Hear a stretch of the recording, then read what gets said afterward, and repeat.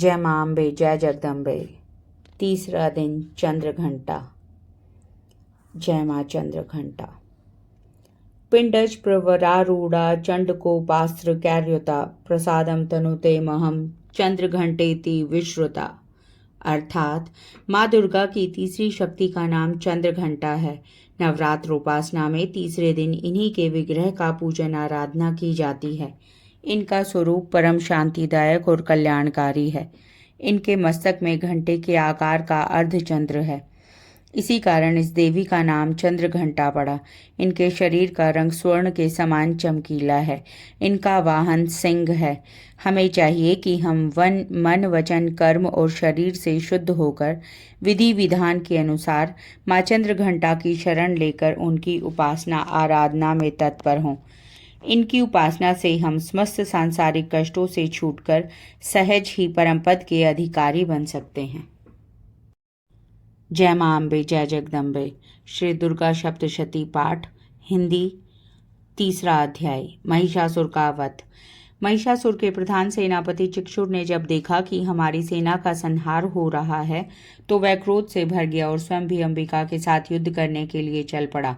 उसने युद्ध के मैदान में जाकर देवी पर बाणों की ऐसी वर्षा की जैसे बादल मेरू पहाड़ के शिखर पर पानी की धारा बरसा रहे हों। इस पर देवी ने अपने बाणों से चिक्षुर के बाणों को काटकर उसके सारथी एवं घोड़ों को मार डाला।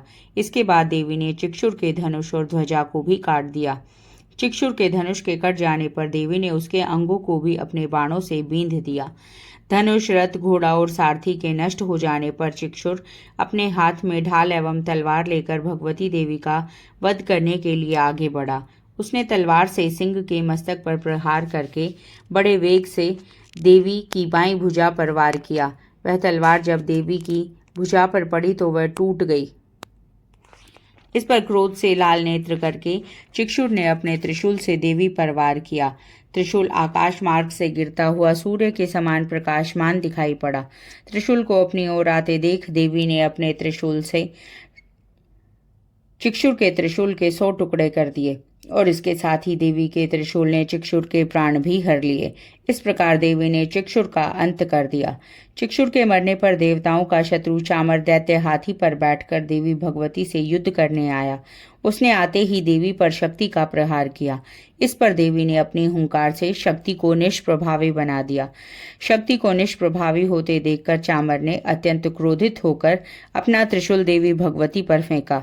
देवी ने उस त्रिशूल के अपने बाण से टुकड़े टुकड़े कर डाले। इसके बाद देवी का वाहन सिंह उछलकर हाथी पर बैठ गया और चामर से मल्ल युद्ध करने लगा।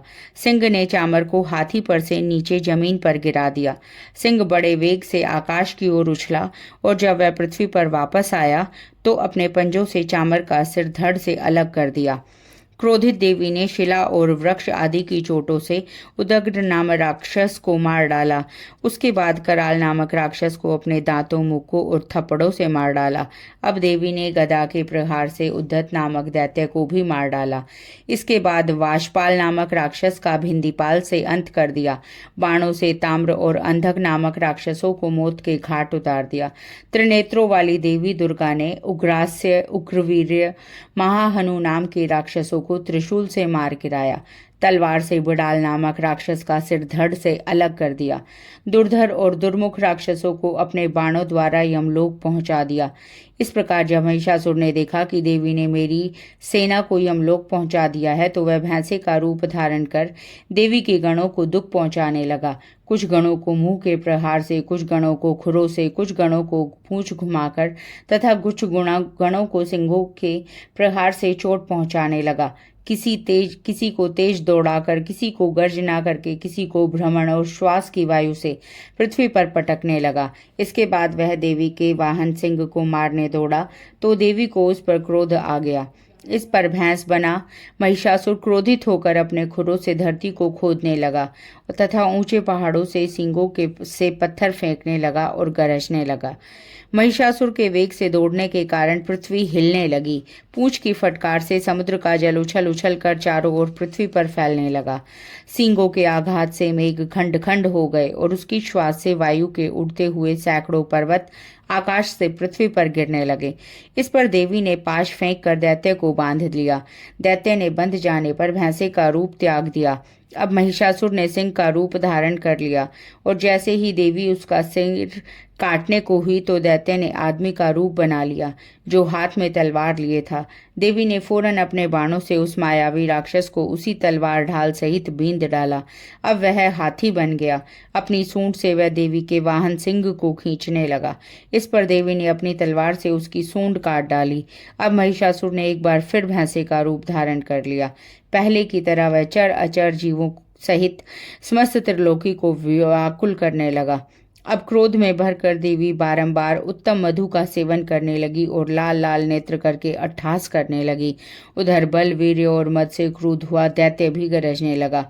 उसने देवी पर अपने सींगों से पर्वत फेंकने शुरू कर दिए। देवी दुर्गा ने अपने बाणों से उन पहाड़ों के टुकड़े टुकड़े कर दिए। मधुपान के कारण लाल मुख वाली देवी लड़खड़ाते वचनों से बोली, अरे मूर्ख, जब तक मैं मधुपान का सेवन कर रही हूँ तब तक तू गर्जना कर ले।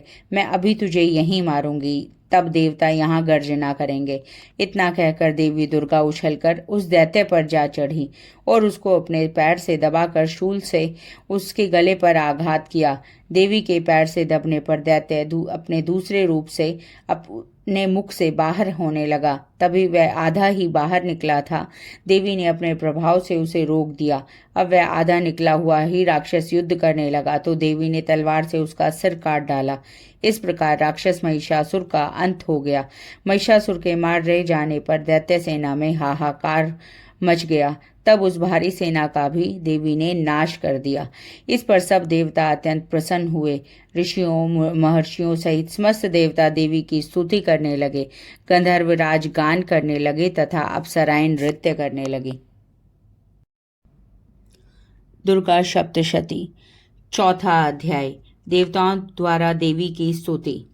ओम। ऋषि बोले, देवी ने जब पराक्रमी दुरात्मा महिषासुर का वध कर दिया और राक्षसों की सेना को मार दिया तो इंद्र आदि समस्त देवता अपना सिर और शरीर झुकाकर भगवती दुर्गा की स्तुति करने लगे। जिस देवी ने अपनी शक्ति से यह जगत व्याप्त कर रखा है और जो समस्त देवताओं तथा महर्षियों की पूजनीय है, उस अंबिका को हम भक्ति पूर्वक वंदना करते हैं। हम सबका कल्याण करें। जिस अतुल बल और प्रभाव का वर्णन भगवान विष्णु, भगवान शंकर और ब्रह्मा जी भी नहीं कर सके, वही चंडिका देवी इस संपूर्ण संसार का पालन करें और अशुभ भय का विनाश करें। पुण्य आत्माओं के घरों में आप स्वयं लक्ष्मी का रूप हो, पापियों के घरों में तुम अलक्ष्मी रूप हो। सतकुल में जन्म लेने वालों के लिए तुम लज्जा रूप होकर उनके घरों में निवास करती हो। जब उस दुर्गा भगवती को हम नमस्कार करते हैं, हे देवी, इस संसार का पालन करें। हे मातेश्वरी, आपके इस अचिंत्य रूप का असुरों का संहार करने वाली शक्ति तथा युद्ध में असुरों के साथ आपके अनेक प्रकार के चरित्रों को हम किस प्रकार वर्णन कर सकते हैं, अर्थात आपकी महिमा का वर्णन शब्दों के बाहर की बात है। आप संपूर्ण संसार की उत्पत्ति का कारण हैं। आप में सत्वगुण, रजोगुण, तमोगुण तीनों उपस्थित हैं, तो भी दोषों के साथ आपका संसर्ग नहीं बन पड़ता। भगवान विष्णु और महादेव आदि देवता भी आपका पार पाने में असमर्थ हैं। आप ही सबकी आश्रय हैं। यह समस्त जगत आपका अंशभूत है, क्योंकि आप सबकी आदिभूत अव्याकृता पराशक्ति हैं। हे देवी, संपूर्ण यज्ञों में जिसके उच्चारण में सब देवता तृप्त होते हैं, वह स्वाहा आप ही हैं। इसके अतिरिक्त आप पितरों की भी तृप्ति का कारण हैं, इसलिए सब लोग आपको स्वधा कहते हैं। हे देवी, जो विद्या और मोक्ष को देने वाली है, जो अचिंत्य महज्ञान स्वरूपा है, मोक्ष की इच्छा वाले मुनिजन जिसका अभ्यास करते हैं, वह तुम ही हो। हे देवी, तुम वाणी रूप हो, दोष रहित हो, ऋग्वेद तथा यजुर्वेद की एवं उद्गीत एवं सुंदर पदों के पाठ वाले सामदेव की आश्रय रूप हो। तुम भगवती हो, तुम दुर्गा हो। इस संसार की उत्पत्ति एवं पालन के लिए तुम वार्ता के रूप में प्रकट हुई हो और तुम संपूर्ण विश्व की पीड़ा हरने वाली हो। हे देवी, जिसे समस्त शास्त्रों को जाना है, वह मेधा शक्ति तुम ही हो और दुर्गम भवसागर से पार करने वाली नौका भी तुम ही हो। लक्ष्मी रूप से भगवान विष्णु के हृदय में निवास करने वाली और भगवान महादेव द्वारा सम्मानित गौरी देवी तुम ही हो। हे देवी, मंद मुस्कान वाले निर्मल पूर्ण चंद्र बिंब के समान और उत्तम सुवर्ण की मनोहारी कांति से कमनीय तुम्हारे मुख को देखकर महिषासुर क्रोध में भर गया। यह बड़े आश्चर्य की बात है। हे देवी, तुम्हारा यही मुख जब क्रोध से भर गया तो उदय काल के चंद्रमा की तरह लाल हो गया और तनी हुई भौहों के कारण आपका विकराल रूप हो गया। उसे देखकर भी महिषासुर के शीघ्र प्राण क्यों नहीं निकल गए, यह बड़े आश्चर्य की बात है। हे देवी, तुम हमारे कल्याण के लिए प्रसन्न होती हो। आपके प्रसन्न होने के इस विश्व का अभ्युदय होता है, और जब आप क्रुद्ध हो जाती हैं तो कितने ही कुलों का सर्वनाश हो जाता है। यह हमें अभी अभी ज्ञात हुआ है, जब तुमने महिषासुर की विशाल सेना को देखते ही देखते मार गिराया। हे देवी, आप उन्नति को देने वाली हैं। आप जिस पर प्रसन्न होती हैं वे सभी जगह मान सम्मान पाते हैं, उन्हें ही धन और यश मिलता है। वे अपने धर्म का भी पालन करते हैं, वे ही रक्षित रहते हैं। वे अपनी पत्नी, अपने बच्चों और संबंधियों के साथ प्रसन्न रहते हैं। हे देवी, आपकी कृपा से ही अत्यंत आहृत पुण्यात्मा पुरुष अपने धर्म संबंधी कार्य प्रतिदिन निष्पादित करते हैं। आपकी कृपा से ही उन्हें स्वर्ग लाभ मिलता है। इसी कारण आप तीनों लोकों में फल देने वाली मानी जाती हैं। हे देवी दुर्गे, आपका स्मरण करने पर आप प्राणियों के भय हरण करने वाली हो।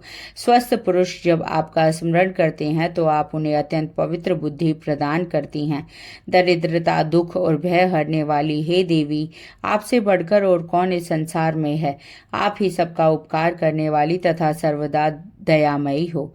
हे देवी, उन असुरों का विनाश करने से संसार में सुख और शांति हो, और ये राक्षस नरक में रहने के निमित्त भले ही पाप करते हों परंतु युद्ध में मरकर इनको स्वर्ग मिले, यह सोचकर ही आप इन राक्षसों का संहार करती हो। हे देवी, संपूर्ण राक्षस आपके केवल देखने मात्र से भस्म हो सकते थे, फिर आपने अस्त्रों शस्त्रों से इनका विनाश किया। इसका कारण यही था कि शस्त्र के प्रहार से राक्षसों को भी स्वर्ग प्राप्त हो जाए। इस प्रकार शत्रुओं के लिए भी आपके विचार कितने उत्तम हैं। हे देवी, आपकी तलवार की उग्र प्रभा पुंज और त्रिशूल की चमक से उन राक्षसों की आंखें फूट जानी चाहिए थी, परंतु इसका भी एक प्रमुख कारण यह है कि चंद्रमा की किरण के सदृश आपका शीतल मुख उन्होंने देख लिया था।